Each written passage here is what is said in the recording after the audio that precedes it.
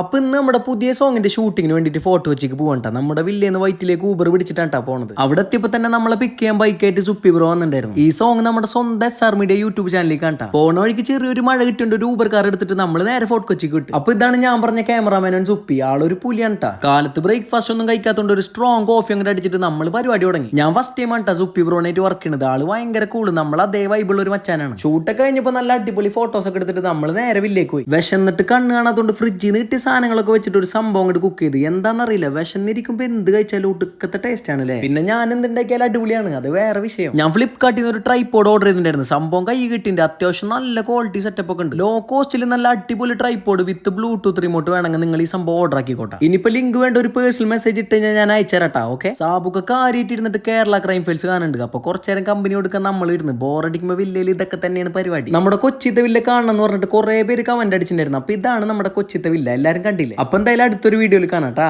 By.